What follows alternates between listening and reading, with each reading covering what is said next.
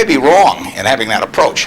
I know I'm not wrong if I owned 100% of Berkshire, because that's the way I want to live my life. I've got all the money I could possibly need.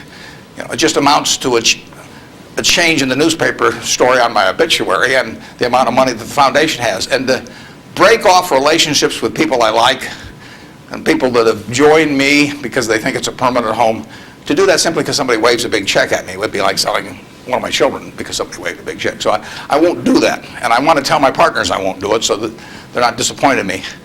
More and more, with certain stocks, we've got that approach. Now, if we were chronically short of funds and had all kinds of opportunities coming, we might have a somewhat different approach. But our inclination is not to sell things unless we get really discouraged perhaps with the management, or we think the economic characteristics of the business change in a big way. I mean, and that happens. So, but we're not going to sell simply because it looks too high, in all likelihood. I mean, you can't make that 100%, but that's the principle under which we're operating. We're generating right now $5 billion of cash a year at least. So it's $100 million every week. And, you know, just not, we've been talking here half an hour and I haven't done a damn thing.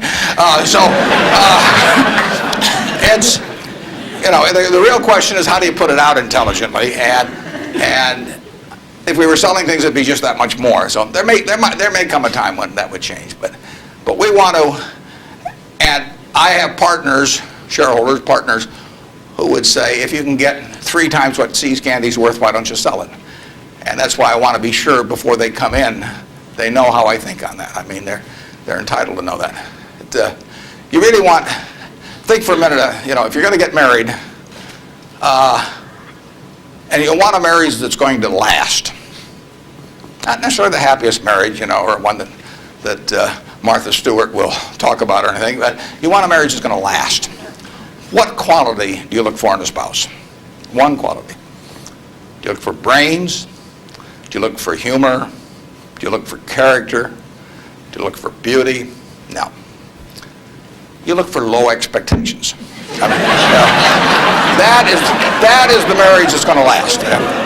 Both have low expectations. I mean, and I want my partners to be on the low side on expectations coming in, because I want the marriage to last. It's a financial marriage when they join me at Berkshire, and I don't want them to think I'm going to do things that I'm not going to do. So that's our guiding principle. The advice is all free, and your marital advice, everything else.